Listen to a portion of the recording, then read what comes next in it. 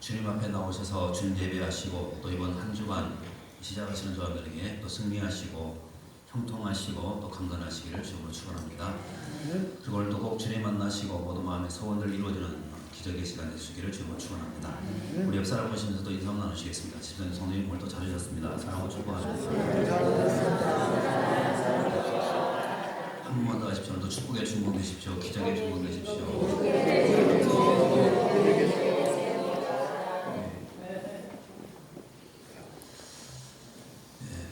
기억이 나왔으니 오늘도 축복의 주인공들이 되셔야 되지 않겠습니까? 오늘도 여러분의 모든 문제가 해결받고 또 위로받고 세임 얻는 그런 시간 되시길 바라겠습니다. 저는 오늘 마가복음 11장 12절로 25절까지 말씀을 가지고 말라 죽은 무화과 나무라는 제목으로 잠시 말씀을 나누시겠습니다. 따라서 해보실까요? 말라 죽은 무화과 나무. 오늘 본문의 그 내용을 잠시 말씀드리면, 오늘 예수님께서 베다니에서 나가실 때 몹시 시장하셨습니다. 그래서 멀리 보이는 무화과나무를 발견하시고 열매를 얻기 위해서 다가가셨습니다. 그런데 이 무화과나무는 잎은 무성한데 아무런 열매가 열리지 않았습니다. 우리가 잘 아시는 것처럼 무화과나무는 어떤 나무인가 하면 이 잎이 나오면서 열매도 같이 나오는 그런 나무죠. 그런데 잎이 무성했습니다. 그러면 그 잎과 함께 많은 열매를 기대할 수가 있는데 막상 가보니까 잎은 무성한데 아무런 열매가 없었던 것입니다. 그래서 예수님은 화가 나셨고 그 무화과나무를 저주했더니 결국 이 무화과나무가 말라 죽었다는 것이 바로 오늘 본문의 내용입니다. 자, 그러면 예수님의 이 한 말씀에 무화과나무가 말라 죽었습니다. 그렇다면 오늘 이 본문의 사건이 우리에게 주는 메시지가 과연 무엇인가, 이거 잠깐 살펴보고 함께 은혜를 나누겠습니다. 오늘 세 가지 메시지를 함께 생각해 볼 수가 있는데요. 먼저 첫 번째는요, 따라서 해보실까요? 예수님이 어떤 분이신지 가르쳐 줍니다. 자, 이 무화과나무의 사건은 바로 예수님이 어떤 분이신가를 우리에게 분명히 가르쳐 주고 있습니다. 자, 예수님은 어떤 분이실까요? 성경 보십시오. 14절 말씀부터 보겠습니다. 같이 읽습니다. 시작. 예수께서 나에게 말씀하여 이르시되 이제부터 영원토록 사람에게서 열매를 따먹지 못하리라 하시니 제자들이 자, 예수님께서 열매 없는 무화과나무를 보시고 지금 14절 말씀에서 이렇게 말씀했죠. 다시 한번 보십시오. 예수께서 나무에게 말씀하여 이르시되, 자, 누구에게 말씀했습니까? 나무죠. 사람에게 말씀하신 것이 아니고 나무에게 말씀했습니다. 나무에게 이르시되, 자, 이제부터 영원토록 사람이 내게서 열매를 따먹지 못하리라. 자, 여러분, 지금 예수님께서 그 무화과나무를 축복하고 있습니까? 아니면 저주하고 있습니까? 저주하고 있죠. 자, 지금부터 열매를 따먹지 못한다. 이 말은 지금 그 무화과나무를 향해서 주님께서는 심판하고 계신 것입니다. 자, 그런데 어떤 일이 벌어졌는가? 자, 쭉 내려가서 20절과 21절 말씀까지 보겠습니다. 아시겠지만 같이 한번 읽어보죠. 시작.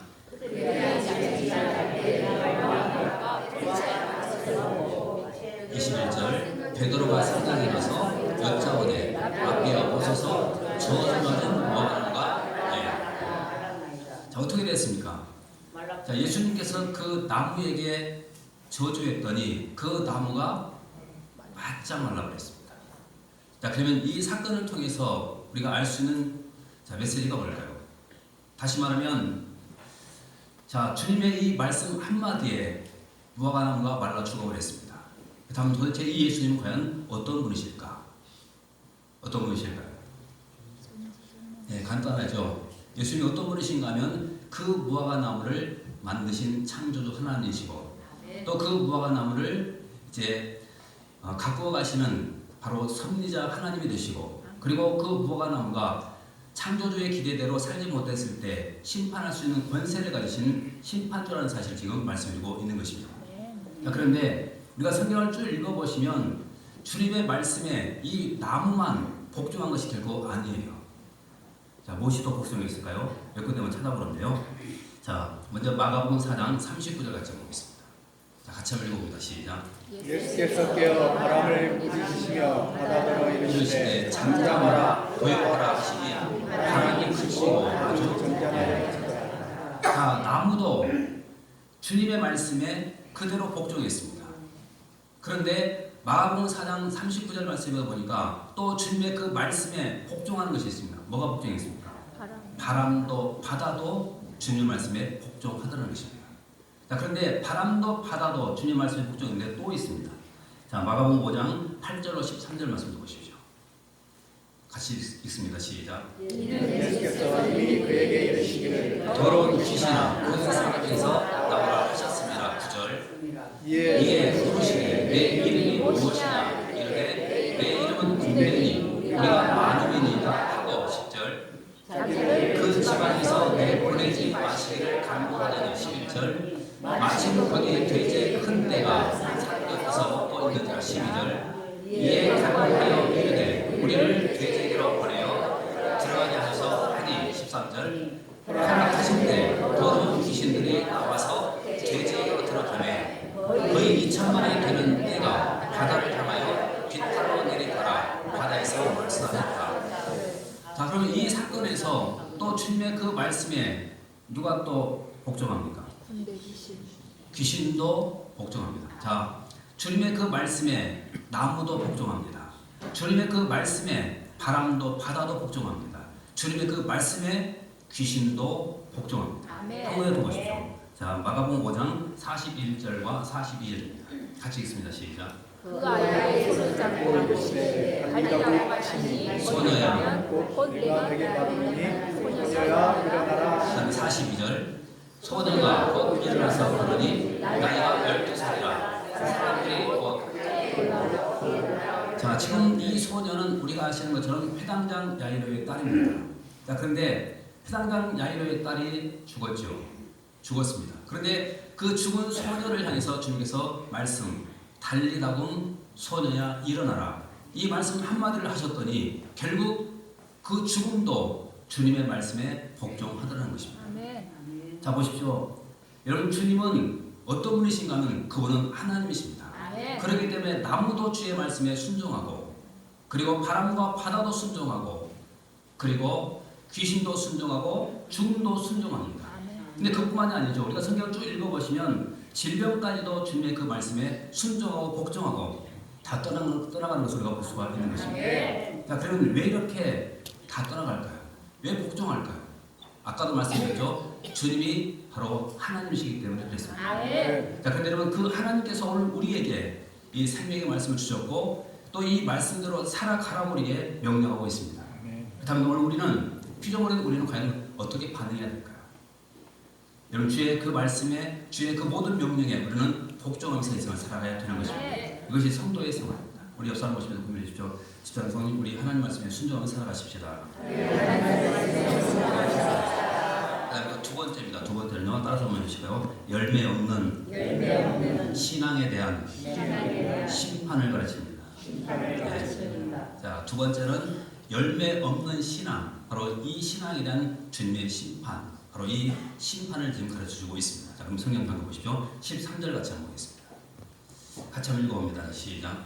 멀리서 잎사귀에 있는 한 무화과 나무를 보시고 혹 그 나무에 무엇이 있을까 하여 가셨더니 가서 보신즉 잎사귀 외에 아무것도 없더라. 이는 무화과의 때가 자, 이 말씀을 주목해 보십시오. 자, 멀리서 잎사귀 있는 한 무화과 나무를 주님이 보셨습니다. 자, 잎사귀가 있으면 당연히 어떤 기대가 있을까요? 열매도 있을 거다. 자, 그런 기대가 있죠. 이 기대를 갖고 이제 가신 것입니다. 물론 예수님은 하나님이시기 때문에 이미 다 알고 계셨겠죠. 자, 그럼에도 불구하고 지금 가신 것입니다. 가서 봤더니 자, 어떻게 됐습니까? 잎사귀 외에 아무것도 없더라. 근데 그 다음 어떤 구절이 있죠? 이는 무화과의 때가 아님이라, 이런 말씀이 있죠. 이 말씀을 좀 이상하게 생각하시는 그런 분이 있는데요. 자, 이런 것은 어떤 의미인가 하면 아까도 말씀드렸죠. 무화과는 어떤 특징적인 나무인가 하면 잎이 나오면서부터 열매가 달려나옵니다. 그런데 지금 이 무화과 나무는 잎은 무성한데 아직도 열매 하나도 없더라는 것입니다. 자, 그럼 보십시오. 예수님께서 이 무화과나무를 하셨을 때 만약에 익은 무화과나무 열매가 없었다 할지라도 이제 막 잎사귀와 함께 나오는 그 무화과 열매가 있었다고 한다면 주님 과연 그 나무를 저주했을까요? 안 했을 겁니다. 그럼에도 불구하고 아직까지 지금 이 무화과나무는 열매도 없었습니다. 익은 열매도 없었고 익지 않은 그런 열매도 없었다는 것입니다. 그래서 지금 오늘 이 사건은 우리가 뭘 좀 경계해주고 있냐면 신앙생활을 하면서도 신앙의 열매가 없는 그 바로 사람들을 향한 경고의 메시지라고 할 수가 있습니다. 자, 여러분 생각해 보십시오. 신앙은 형식도 중요하고 내용도 중요합니다. 여러분 형식은 어디까지나 형식입니다. 더 중요한 것은 내용입니다. 이것이 열매입니다. 다시 말씀드리면요. 자, 우리가 예수 그리스도를 믿고 자, 신앙생활을 합니다. 여러분 신앙생활을 뭐라고 생각하십니까? 그냥 단순히 예배드리고 찬양하고 기도하고 성경 보고 여러분 이것이 신앙생활일까요? 한번 생각해 보십시오. 무엇이 신앙생활인지. 많은 사람들이 신앙생활을 오해합니다. 그래서 그냥 기도하고 예배드리고 주일날 또 예배 시간 나오고 그리고 또 찬송하고 말씀 보고 이런 것들을 다 신앙생활로 생각을 해요. 틀린 것은 아닙니다. 그러나 여러분 그것은 어디까지나 신앙의 형식이지 내용이 아닙니다. 여러분 이 신앙의 형식은 누구나 다 가질 수가 있습니다. 중요한 것은 뭐냐면 열매예요. 그것이 바로 내용입니다. 자, 그러면 내가 이런 신앙의 형식을 가졌다고 생각하십시오. 나는 주님 앞에 나와서 주일 성수하고 말씀도 읽고 찬양도 하고 기도도 합니다. 그리고 이제 삶을 향해서 나아갈 때 과연 이 세상 가운데서 나의 열매가 어떻게 나타나고 있는가 이걸 이거 봐야 됩니다. 주님께서는 우리에게 뭘 보시냐면 바로 그 모습을 보고 계십니다. 찬양하고 기도하고 말씀 보고 이것이 아니라 우리가 그렇게 찬양한 사람이고 그렇게 주님을 섬기는 종이라고 한다면 세상에서 내가 편안히 그런 삶을 살아갈 때 주님 그 모습을 보고 감동하신다는 것입니다. 그런데 내가 그런 열매가 없다고 한다면 우리는 오늘 본문 속에 등장하는 이 열매 없는 무화과나무가 바로 우리의 모습입니다. 주님은 진노하십니다. 자, 그래서 오늘 본문 속에도 보면요, 바로 그런 열매 없는 그런 신앙에 대한 지금 경고의 메시지를 주고 있어요.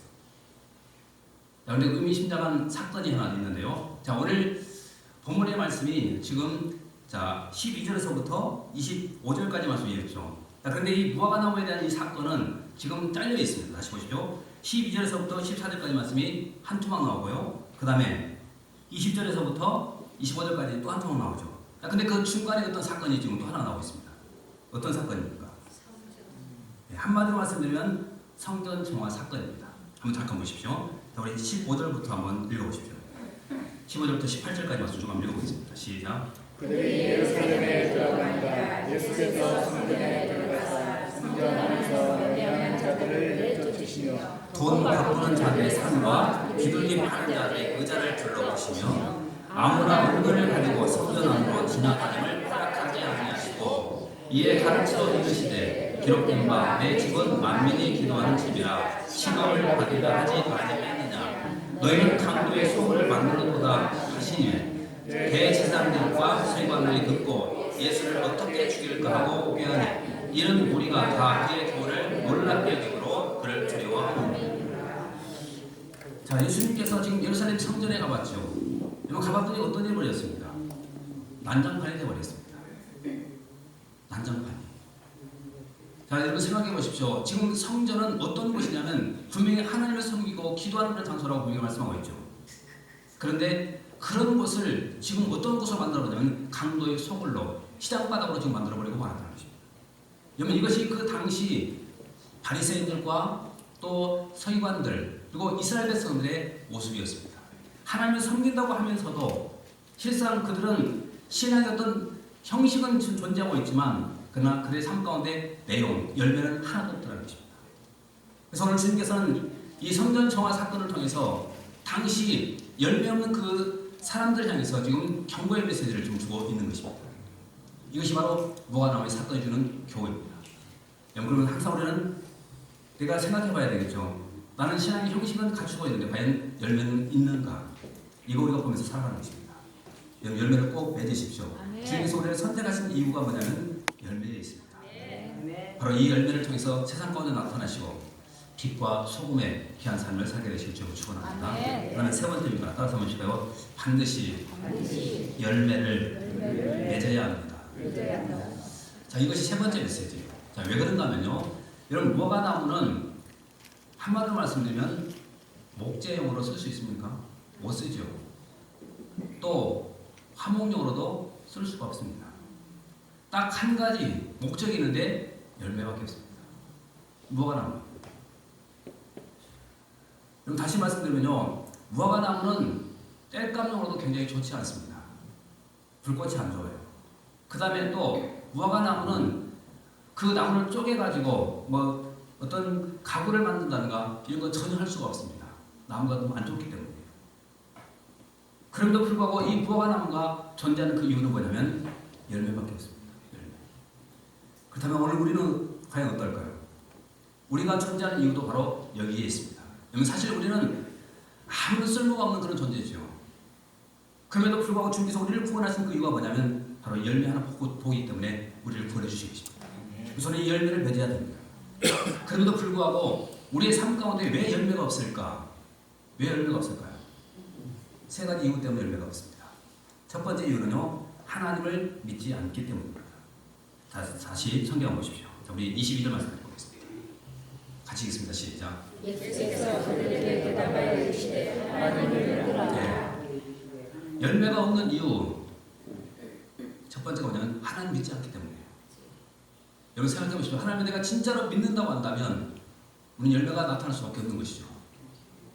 열매가 없는 이유는 뭐냐면 내가 하나님을 믿지 않고 하나님을 무시하는 속에 안에서 살기 때문에 열매가 없는 것입니다. 그래서 주님께서 뭐라고 말씀하시냐면 하나님을 믿어라. 지식이 아니라 진짜로 하나님을 믿으라는 거예요. 그분을 우리가 두려워하고 그분을 우리가 믿고 섬기면서 산다고 한다면 우리는 열매 맺을 수가 있다는 거예요. 그 다음에 두 번째가 있는데요. 두 번째 따라서 보시죠. 자, 구하지 않기 때문에. 네, 구하지 않기 때문입니다. 자, 성경을 다시 보십시오. 23절과 24절 말씀 보십시오. 23절과 24절입니다.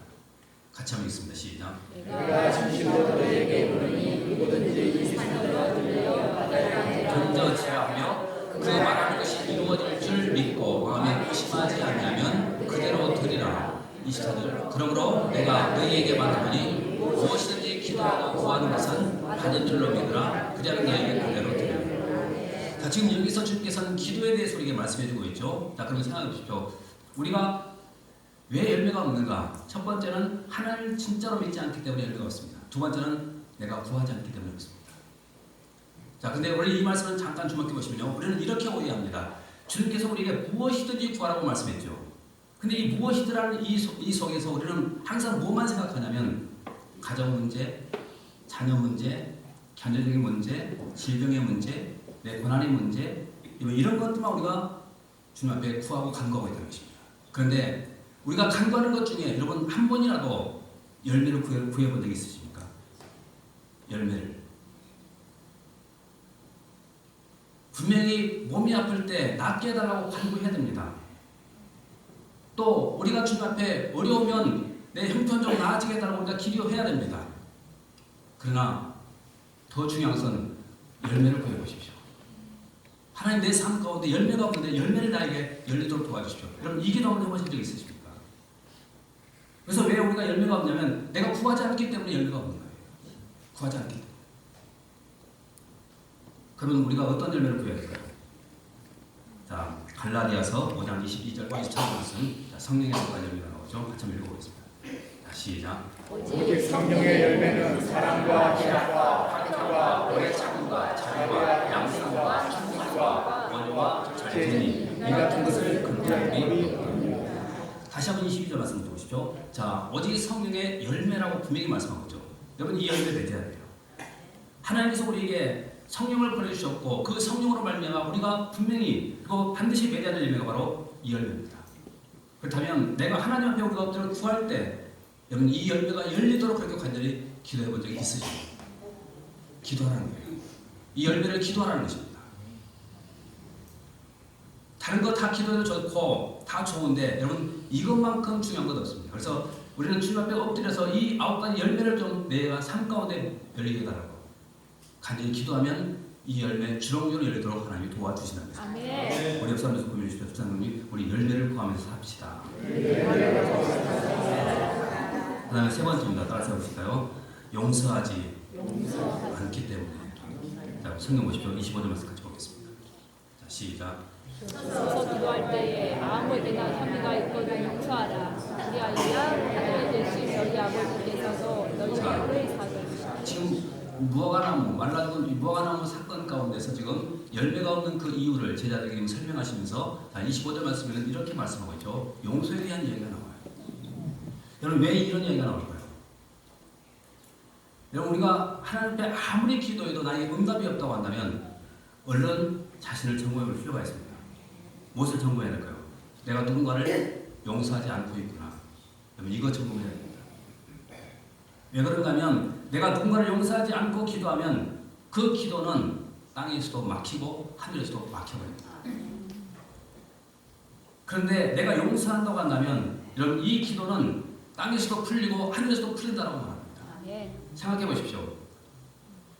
내가 만약에 인장님 이해하십시오. 장로님하고 저하고 사이가 안 좋다고 생각해 보십시오. 서로 원수지간이라고 생각해 보십시오. 보기만 해도 얼굴 보기 싫어서 고개 돌리고 여러분 그런 관계라고 생각해 보십시오. 여러분 교제가 됩니까? 안 됩니까? 안 되죠. 막혀버렸습니다. 그런데 장로님과 제가 화해했습니다. 용서했습니다. 서로가. 그리고는 관계가 회복됐습니다. 여러분 장로님과 저의 문제가 풀렸습니까? 안 풀렸습니까? 풀렸습니다. 여러분 풀리는 그 순간 하늘에서도 다 풀리는 거예요. 그래서 주님께서 우리에게 뭘 강조하냐면 용서를 그래서 강조하는 거예요. 용서를. 그래서 풀으라는 겁니다. 내가 기도했으면 그 응답 받으려면 풀으라는 거예요. 그러면 이 땅에서도 풀리고 그리고 하늘에서 다 풀리고 응답받게 된다는 거죠. 여러분 이 좋은 응답의 비밀을 우리가 알고 있는데도 불구하고 왜 우리가 용서하지 못하고 살까요? 우리 역사의 모습을 고민해 주십시오. 집사님 우리 용서하며 살아가십시다. 여러분 그것이 응답의 비밀입니다. 아무쪼록 항상 이 말씀 꼭 기억하시면서 주님께 기도하고 그리고 응답받고 남은 생에 복되게 사는 저와 모시기를 주님 축원합니다. 기도하겠습니다. 좋으신 아버지 은혜를 감사합니다.